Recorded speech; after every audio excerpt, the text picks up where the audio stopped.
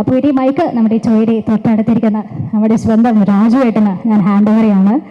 രാജുവേട്ടൻ തുടക്കത്തിൽ ഞാൻ ചോദിച്ചിരുന്നു ഹൗ ആർ യു ഫീലിംഗ്, പക്ഷെ രാജുവേട്ടൻ ഒരു തലയാട്ടലിൽ ആൻസർ ഒരുക്കി. So first question I would like to ask yes, ഇപ്പോൾ നാളെ ചിത്രം തിയേറ്ററിലേക്ക് എത്താണ്, what is the exact emotion in your mind? Nervousness, excitement, happiness, എന്താണ് കറക്റ്റായിട്ട് പറയുകയാണെങ്കിൽ? വലിയ സന്തോഷം. ആദ്യം തന്നെ ഇവിടെ എത്തിച്ചേർന്ന എല്ലാ മാധ്യമ സുഹൃത്തുക്കൾക്കും ഒരുപാട് നന്ദി. ഞാൻ ഈ സിനിമയുടെ ഒരു പോസ്റ്റ് പ്രൊഡക്ഷൻ മാർക്കറ്റിംഗ് ക്യാമ്പയിൻ തുടങ്ങിയ കാര്യങ്ങൾ കൺസീവ് ചെയ്തപ്പോൾ എൻ്റെ മനസ്സിലുണ്ടായിരുന്ന ഒരു മാർക്കറ്റിംഗ് ഡിസൈൻ ഉണ്ട്. അത് പൂർണ്ണമായും എക്സിക്യൂട്ട് ചെയ്യാൻ സാധിക്കാത്ത ഒരവസ്ഥയിലാണ് ഞാനിന്ന് നിൽക്കുന്നത്. കാരണം പല കാര്യങ്ങൾ കൊണ്ടും പല തടസ്സങ്ങളുണ്ടായിരുന്നു. നമുക്കൊരു പക്ഷേ ഒരു അവസാനത്തെ ഒരാഴ്ചയൊക്കെയാണ് സത്യത്തിൽ എനിക്ക് എൻ്റെ മനസ്സിലുണ്ടായിരുന്ന കുറേ കാര്യങ്ങൾ എക്സിക്യൂട്ട് ചെയ്യാൻ സാധിച്ചത്. അതിന് നന്ദി പറയേണ്ട ഒരുപാട് പേരുണ്ട്. ഒന്ന് എൻ്റെ നിർമ്മാതാവ് ശ്രീ ആന്റണി പെരുമ്പാവൂർ, ശ്രീ ഗോകുലം ഗോപാലൻ സർ, കൃഷ്ണമൂർത്തി, ഗണേഷ് ഇവിടെ ഉണ്ടോ? ഇല്ല, ഗണേഷ് പിള്ളை, അങ്ങനെ എന്നോടൊപ്പം നിന്ന് ഈ ഒരു വളരെ ചുരുങ്ങിയ സമയം കൊണ്ട് ഒരു ഇന്ത്യ ഒട്ടാകെ ഓടി നടന്ന് ഈ സിനിമയെക്കുറിച്ചുള്ള ഒരു അവയർനെസ് ഞങ്ങളാൽ കഴിയുന്ന വിധം എല്ലാ മുക്കിലും മൂലയിലും എത്തിക്കാനുള്ളൊരു ശ്രമം ഞങ്ങൾ നടത്തിയിട്ടുണ്ട്. പക്ഷേ ആ ചുരുങ്ങിയ സമയം കൊണ്ട് ഞങ്ങൾ ഈ ചെയ്ത കാര്യങ്ങൾക്കെല്ലാം ഇത്രയും വലിയൊരു വിസിബിലിറ്റിയും ട്രാക്ഷനും തന്നത് നിങ്ങളാണ്. അതുകൊണ്ട് ഒരുപാട് നന്ദി എൻ്റെ മാധ്യമ സുഹൃത്തുക്കളോട്. ഈ സിനിമയെ ഇത്ര വലിയൊരു ആഘോഷമാക്കി മാറ്റി ഇതൊരു ഇൻഡസ്ട്രിയുടെ തന്നെ ഒരു മൈൽ സ്റ്റോൺ എന്ന രീതിയിൽ അതിനെ കണ്ട് ആ സിനിമയെക്കുറിച്ച് എന്നും സംസാരിക്കുകയും ആ സിനിമയുടെ ചർച്ചകൾ എന്നും സജീവമായി നിർത്തുകയും ചെയ്ത എല്ലാ മാധ്യമ സുഹൃത്തുക്കൾക്കും ഒരുപാട് നന്ദി. നിങ്ങളില്ലായിരുന്നുവെങ്കിൽ ഇന്നിപ്പോൾ ഇതുപോലെ ഇന്ത്യയിൽ എല്ലാ സ്ഥലത്തും ലോകമെമ്പാടും സിനിമാ പ്രേമികൾ ചർച്ച ചെയ്യുന്ന ഒരു സിനിമ റിലീസായി ഇത് മാറില്ലായിരുന്നു. ഒരു ചെറിയ സിനിമയാണ്. പിന്നെ എനിക്കിതിപ്പോൾ സത്യത്തിൽ എല്ലാ സംസ്ഥാനങ്ങളിലും പോയി അവിടെയൊക്കെ വാചാലമായി ഈ സിനിമയെക്കുറിച്ചും സിനിമയുടെ കൺസെപ്ഷനെ കുറിച്ചൊക്കെ സംസാരിച്ചിട്ട് തിരിച്ച് വീട്ടിൽ വന്നിട്ട് നിങ്ങളോടൊന്നും പറയാനില്ലാത്തൊരവസ്ഥയാണ്. നന്ദി പറയാനാണെങ്കിൽ ഒരുപാട് പേരോട് നന്ദി പറയാനുണ്ട്. ഞാൻ വെറും എൻ്റെ 3ാമത്തെ സിനിമ മാത്രം ചെയ്ത് അതിൻ്റെ റിലീസ് കാത്തു നിൽക്കുന്ന, ഇപ്പോഴും നമ്മുടെ തലതൊട്ടപ്പന്മാരുടെ മുന്നിൽ ഒരു പുതിയ സംവിധായകനാണ്. ഇപ്പോഴും ഒരു മലയാള സിനിമയിലെ ഏറ്റവും ജൂനിയർ മോസ്റ്റ് ഡയറക്ടേഴ്സിൽ ഒരാളാണ് ഞാൻ. അങ്ങനെയുള്ള എനിക്ക് ഇതുപോലൊരു പ്രോജക്റ്റ് ലീഡ് ചെയ്യാൻ അല്ലെങ്കിൽ കൺസീവ് ചെയ്യാൻ ഒരു ഓപ്പർച്യൂണിറ്റി കിട്ടിയെന്ന് പറയുന്നത് തന്നെ ഏതോ മുജ്ജന്മ സുഹൃതം എന്നായിട്ട് ഞാൻ കരുതുന്നുള്ളൂ. അതിന് ഞാൻ ആദ്യം നന്ദി പറയേണ്ടത് മുരളി ഗോപിയോടാണ്. എൻ്റെ ബ്രദർ, എൻ്റെ റൈറ്റർ, മൈ കോ ക്രിയേറ്റർ. ഞാൻ സംവിധായകനാകാൻ കാരണം ശ്രീ മുരളി ഗോപിയാണ്. അദ്ദേഹമാണ് എന്നോട് ഒരു കഥ പറഞ്ഞിട്ട് ഇത് രാജു സംവിധാനം ചെയ്യുന്നോ എന്ന് ചോദിക്കുന്നത്. ആ ചോദ്യത്തിലാണ് ലൂസിഫർ സംഭവിക്കുന്നത്. അവിടെ നിന്ന് എന്നിലെ സംവിധായകനിൽ വിശ്വാസമർപ്പിച്ച് ഓരോ പ്രാവശ്യവും അദ്ദേഹം എഴുതുന്ന വാക്കിന് ഞാൻ കൊടുക്കുന്ന കൺസെപ്ഷണൽ കോൺഫിഡൻസ് കാണിച്ച് എന്നെ ഇന്ന് ഒരു മലയാള സിനിമയിലെ ഏറ്റവും വലിയൊരു സിനിമ കൺസീവ് ചെയ്യാൻ ഒരു ഓപ്പർച്യൂണിറ്റി കിട്ടിയൊരു സംവിധായകനായി മാറിയതിൽ മുരളിയുടെ പങ്ക് വളരെ വലുതാണ്. 2, ശ്രീ ആന്റണി പെരുമ്പാവൂർ. ഞാൻ ഇതിനു മുമ്പും പറഞ്ഞിട്ടുണ്ട്, സിനിമയെക്കുറിച്ച് സ്വപ്നം കാണുമ്പോൾ എന്നോളം വട്ടുള്ള മറ്റൊരാൾ ഇല്ല എന്ന കോൺഫിഡൻസ് ഉണ്ടായിരുന്നു എനിക്ക്. ആ കോൺഫിഡൻസ് തകർത്തുന്നത് ശ്രീ ആന്റണി പെരുമ്പാവൂരാണ്. എന്നേക്കാൾ വട്ടനാണ്. അപ്പോൾ സിനിമ എന്ന കലാരൂപത്തിന് യാതൊരുവിധ ലിമിറ്റുകളോ അതിർവരമ്പുകളോ ഇല്ല എന്നും നമ്മൾ കേരളം എന്ന കൊച്ചു സംസ്ഥാനത്തിലായി പോയത് കൊണ്ട് തന്നെ നമ്മുടെ സ്വപ്നങ്ങൾക്ക് പരിധി വേണമെന്ന് ഒട്ടും വിശ്വസിക്കാത്ത ഒരു തികഞ്ഞ സിനിമാ സ്നേഹിയാണ് ശ്രീ ആന്റണി പെരുമ്പാവൂർ. അങ്ങനെ ഒരാളെ എൻ്റെ നിർമ്മാതാവായി ലഭിച്ചതിൽ ഞാൻ ഒരുപാട് സന്തോഷിക്കുന്നു. ദൈവത്തോട് നന്ദി പറയുന്നു. ലാലേട്ടൻ, ഇത് നമ്മളൊക്കെ ഇവിടെ നിന്ന് എന്ത് സംസാരിച്ചാലും ഇത് സംഭവിക്കാനുള്ള കാരണം ലാലേട്ടൻ്റെ ഭാഗത്തു നിന്നുള്ള ശരിമനെ ആണ്. അപ്പോൾ അദ്ദേഹം എൻ്റെ അടുത്ത് നമ്മൾ ഈ സിനിമ ചെയ്യുന്നു എന്ന് പറയുന്നിടത്താണ് ലൂസിഫർ സംഭവിക്കുന്നതും. ലൂസിഫറിന്റെ 2ാം ഭാഗം ആയ എമ്പുരാൻ മുരളിയും ഞാനും കൂടി കൺസീവ് ചെയ്തതിന് ശേഷം സത്യത്തിൽ ഞങ്ങൾ തമ്മിലുള്ള ആദ്യത്തെ ഡിസ്കഷൻ ഇത് നടക്കില്ല കേട്ടോ എന്നായിരുന്നു. കാരണം എനിക്ക് അപ്പോഴേ മനസ്സിലായി ഞാനത് ഒരുപാട് വലിയ രീതിയിൽ സ്വപ്നം കണ്ടുപോയി എന്ന് എനിക്ക് അപ്പോഴേ മനസ്സിലായി. അങ്ങനെ ഞാൻ ആക്ച്വലി വിളിച്ച് വലിയ ബിൽഡപ്പ് ആയിരുന്നു ലാലേട്ടനോടും ശ്രീ ആന്റണി പെരുമ്പാവൂരിനോടും. ഞാനൊരു സ്ക്രിപ്റ്റ് പറയാൻ വരുന്നുണ്ട്, അതൊന്ന് പ്രിപ്പയർഡ് ആകണം, അത് നിങ്ങൾ ഇരുന്ന് കേൾക്കണം എന്നൊക്കെ പറഞ്ഞ് ഞാൻ ദുബായിൽ ശ്രീ ആന്റണി പെരുമ്പാവൂരിൻ്റെ ഓഫീസിൽ പോയി അവിടെ വെച്ചിട്ടാണ് ലാലേട്ടനോട് സ്ക്രിപ്റ്റ് പറഞ്ഞ് കേൾപ്പിക്കുന്നത്. എൻ്റെ മനസ്സിൽ ഒരു 50% വിശ്വാസമേ ഉണ്ടായിരുന്നുള്ളൂ ഇത് ചിലപ്പോൾ നടക്കുമെന്ന്. പക്ഷേ ഞാൻ ആ സ്ക്രിപ്റ്റ് മുഴുവൻ ഈ സിനിമയുടെ എൻ്റെ കോർ ടെക്നീഷ്യൻസിന് പുറമെ ടെക്നീഷ്യൻ ടീമുകൾക്ക് പുറമെ ഈ സിനിമയുടെ ഒരു മുഴുനീളം, എൻ്റെ നറേഷൻ വലിയ ദൈർഘ്യമുള്ളതാണ്. ഒരു 6 മണിക്കൂറോളം എടുത്തിട്ടാണ് ഞാൻ സിനിമയുടെ കഥ പറയുന്നത്. ആ ഒരു 6 മണിക്കൂർ ദൈർഘ്യമുള്ളൊരു നറേഷൻ കേട്ട രണ്ട് വ്യക്തികൾ ലാലേട്ടനും ശ്രീ ആൻ്റണി പെരുമ്പാവൂരുമാണ്. അപ്പോൾ ഞാൻ ആ ഫുൾ നറേഷൻ കഴിഞ്ഞപ്പോഴും ലാലേട്ടൻ ശരി മോനെ എന്നാണ് പറഞ്ഞത്. അപ്പോൾ അവിടെയാണ് ഈ സിനിമ ഓണാകുന്നത്. അപ്പോൾ ലാലേട്ട, താങ്ക് യു സോ മച്ച് എന്നോടൊപ്പം നിന്നതിന്, എന്നിൽ എപ്പോഴും ഇത്രയും വിശ്വാസം കാണിക്കുന്നതിന്, പലപ്പോഴും എനിക്ക് പോലും എന്നിലില്ലാത്ത കോൺഫിഡൻസ് എന്നിലുണ്ടായതിന്. ഇനിയും തരണേ ഡേറ്റ്. ഗോപാലൻ സർ, ഈ ഞാനങ്ങനെ വലിയ രീതിയിൽ നിമിത്തങ്ങൾ, കോയിൻസിഡൻസസ് എന്നൊക്കെ പറയുന്ന കാര്യത്തിൽ വലിയ രീതിയിൽ അങ്ങനെ വിശ്വാസം വെച്ച് പുലർത്താത്ത ഒരാളാണ്. പക്ഷെ ലൈഫിൽ എന്തെങ്കിലും നിമിത്തവും കോയിൻസിഡൻസും ഇവൻച്വാലിറ്റി ആണ് എന്ന് തിരിച്ചറിഞ്ഞ ഒരു നിമിഷം ഉണ്ടായിരുന്നെങ്കിൽ അത് 10-12 ദിവസങ്ങൾക്ക് മുമ്പ് ഒരു ദിവസം പാതിരാത്രിയാണ്. ശ്രീ ആൻ്റണി പെരുമ്പാവൂരും ഞാനും ആദ്യം ഈ സിനിമയുടെ ഒരു സഹനിർമ്മാതാവായിട്ട് സമീപിക്കുന്ന ആൾ ശ്രീ ഗോപാലൻ സാറാണ്. 2-3 വർഷങ്ങൾക്ക് മുമ്പ്. അന്ന് പല കാരണങ്ങൾ കൊണ്ടും അത് നടന്നില്ല. പക്ഷെ അത് നടന്നില്ല എന്നുള്ളത് കൊണ്ട് അങ്ങനെ ഒരു തെറ്റിപ്പിരിയലൊന്നും ആയിരുന്നില്ല. സാറ് പറഞ്ഞ പോലെ അതിനുശേഷം എപ്പോൾ സാറിനെ വിളിച്ചാലും, നമ്മൾ യാദൃശ്ചികമായി സംസാരിക്കാൻ ഇടയായാലും, കൃഷ്ണമൂർത്തി എന്നെ കാണാനിടയായാലും, എങ്ങനെ പോകുന്നു ഷൂട്ടിംഗ്, എന്തായി, എവിടം വരെ എത്തി എന്നുള്ള അന്വേഷണങ്ങൾ എപ്പോഴും സാറിൻ്റെ ഭാഗത്തു നിന്നുണ്ടായിരുന്നു. ഞാൻ നേരത്തെ പറഞ്ഞ പോലെ ഒരുപക്ഷെ നിമിത്തമായിരിക്കും കറങ്ങിത്തിരിഞ്ഞ് എത്രയോ വർഷങ്ങൾക്ക് മാസങ്ങൾക്ക് ശേഷം ഇത് ഒരു ഗോകുലം ആശീർവാദ് സിനിമയായി തന്നെ സിനിമാ പ്രേമികൾക്ക് മുന്നിൽ എത്തണം എന്നുള്ളത് ഒരു നിമിത്തമായിരിക്കും. അപ്പം അതിന് ഒരു പ്രതിസന്ധി ഘട്ടത്തിൽ ഒരു ഫോൺ കോളിൻ്റെ അടിസ്ഥാനത്തിൽ സാർ ഇത്രയും വലിയൊരു തീരുമാനമെടുത്ത് ഈ സിനിമയിലും എന്നിലും ഈ ടീമിലും കാണിച്ച വിശ്വാസത്തിന് ഒരുപാട് നന്ദി. Thank you so much. ഞങ്ങളെല്ലാവരും കളക്റ്റീവായിട്ട് വലിയ രീതിയിൽ സ്വപ്നം കണ്ട ഒരു സിനിമയാണത്. ഇത് ഒരു ഇൻഡസ്ട്രിയുടെ പ്രതിനിധി, മഞ്ജു പറഞ്ഞ പോലെ ഒരു ഇൻഡസ്ട്രിയുടെ പ്രതിനിധി എന്ന നിലയ്ക്ക് എനിക്ക് തോന്നുന്നു ഒരു ഇൻഡസ്ട്രി ഒട്ടാകെ തന്നെ ഒരുപാട് സ്വപ്നങ്ങൾ ഒളിപ്പിച്ച് വെച്ചിരിക്കുന്ന ഒരു പ്രോജക്റ്റാണിത്. നാളെ 27-ാം തീയതി ആ പ്രതീക്ഷകൾക്കൊത്ത് ഞങ്ങൾക്ക് ഉയരാൻ സാധിച്ചാൽ ഒരുപാട് പുതിയ വാതിലുകൾ, ഒരുപാട് പുതിയ വഴികൾ മലയാള സിനിമയ്ക്ക് മുമ്പ് തുറക്കപ്പെടാൻ സാധ്യതയുള്ള ഒരു സംഭവമായേക്കാം ഈ സിനിമയുടെ ഒരു വിജയം എന്ന് പറയുന്നത്. അപ്പം എനിക്ക് ഒരു പ്രാർത്ഥനയുള്ളൂ, അങ്ങനെ ഒരു വിജയം ഈ സിനിമയ്ക്ക് കിട്ടട്ടെ എന്നും, ഈ സിനിമയുടെ വിജയത്തിൽ നിന്ന് ഇനി ഒരുപാട് സ്വപ്നം കാണാനും ഒരുപാട് വലിയ രീതിയിൽ സിനിമയെക്കുറിച്ച് ചിന്തിക്കാനും എന്നേക്കാൾ കഴിവുള്ള, എന്നേക്കാൾ അതിന് അർഹതയുള്ള എത്രയോ സംവിധായകർക്കും തിരക്കഥാകൃത്തുകൾക്കും കഴിയട്ടെ. അവർക്ക് അതിനുള്ള ധൈര്യം വരട്ടെ. അവർക്കും ഉണ്ടാകട്ടെ ഒരു ആൻ്റണി പെരുമ്പാവൂർ, ഒരു ഗോപാലൻ, ഒരു മോഹൻലാൽ എന്ന് ഞാൻ ആശംസിക്കുന്നു.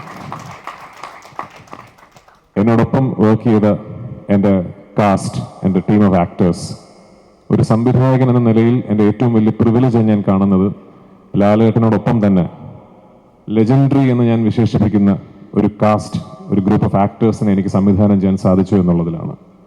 എൻ്റെ സിനിമകളിൽ ഞാൻ ഏറ്റവും കൂടുതൽ അഭിമാനിക്കുന്നത് വലിയ ഷോട്ടുകൾക്കോ വലിയ എക്സ്പ്ലോഷൻസിനോ ഹെലികോപ്റ്റർ പറക്കുന്നതിനോ ഒന്നുമല്ല.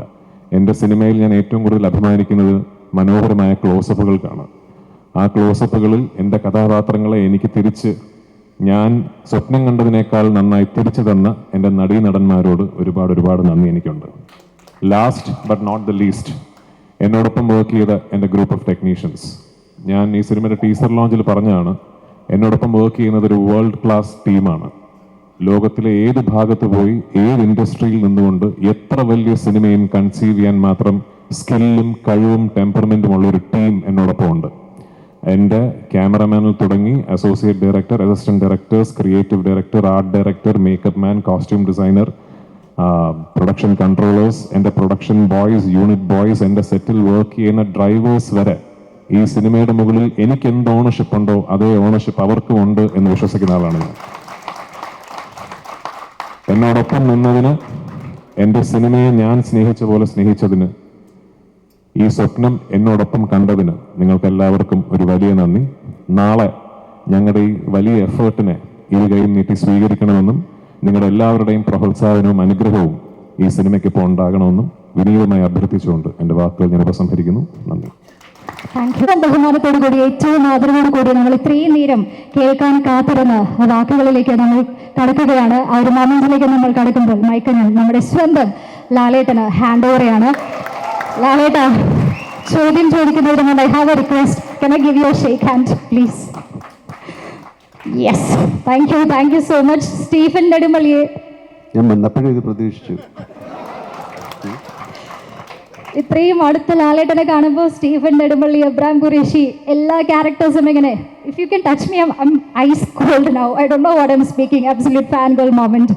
അപ്പോൾ അബ്രാം ഖുറേഷിനെ കാണാൻ, സ്റ്റീഫൻ നെടുമ്പള്ളിനെ നമ്മൾ കാണാനായിട്ട് ഇനി ഏകദേശം മണിക്കൂറുകൾ മാത്രം ബാക്കി നിൽക്കുമ്പോൾ എല്ലാവരോടും എന്താണ് ലാലേട്ടന് പറയാനുള്ളത്? ഓ ചെയ്യൂ.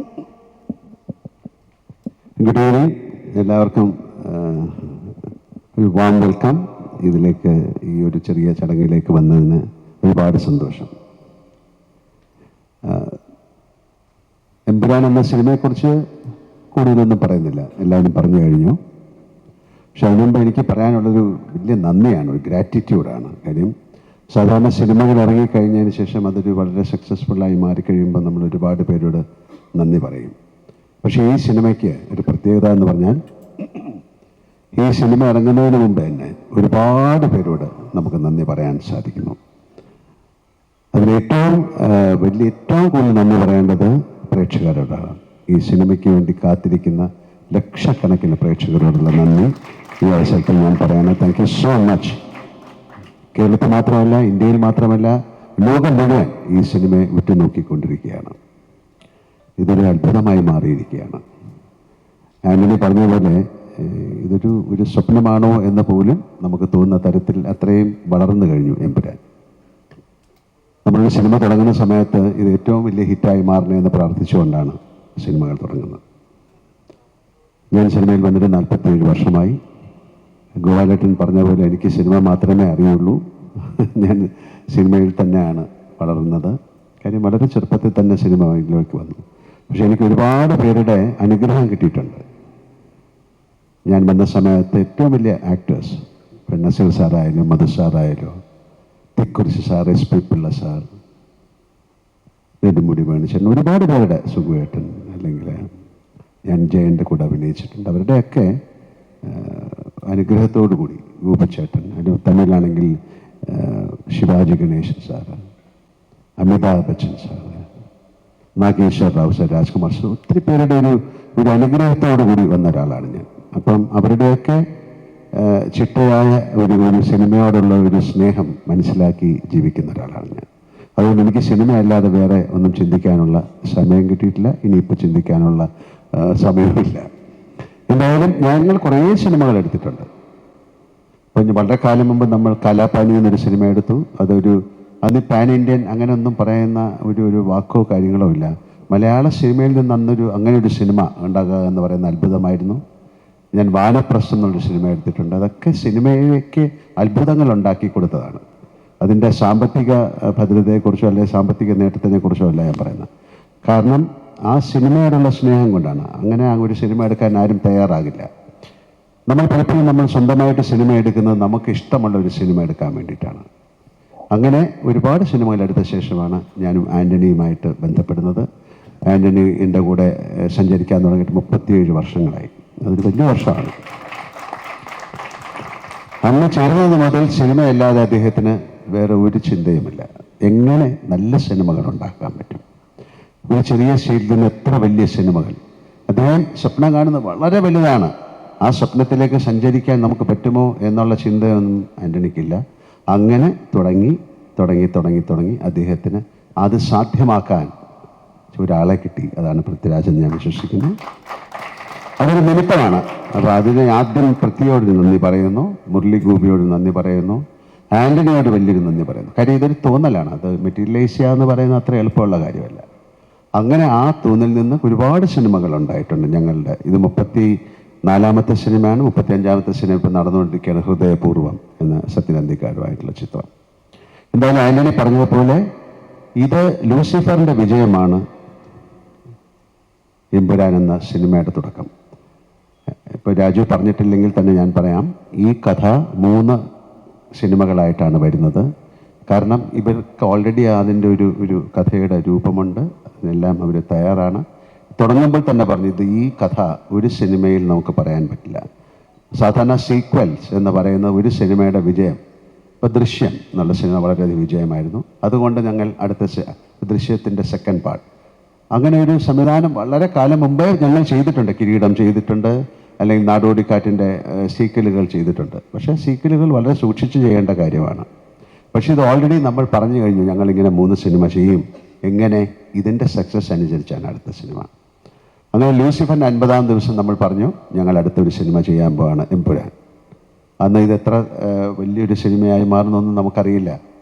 ഇപ്പം നമ്മൾ പറയുന്നു എമ്പുരാൻ്റെ അവസാനം നമ്മൾ പറയുന്നത് ഇതിനൊരു തേർഡ് പാർട്ടുണ്ട്. അത് എമ്പുരാൻ എന്ന സിനിമയുടെ സക്സസ്സിനെ അനുസരിച്ചിരിക്കും. കാര്യം അത് ഇതിലും വലിയൊരു സിനിമയായിട്ട് മാറാൻ സാധ്യതയുള്ള സിനിമയാണ്. അങ്ങനെ സംഭവിക്കട്ടെ പ്രാർത്ഥിക്കുന്നു.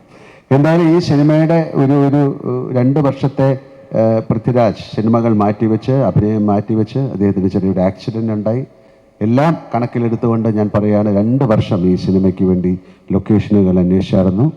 അതിൻ്റെ കൂടെ സഞ്ചരിച്ച ഒരുപാട് പേർക്ക് നന്ദി പറയാൻ ഈ അവസരം ഞാൻ ഉപയോഗിക്കുകയാണ്.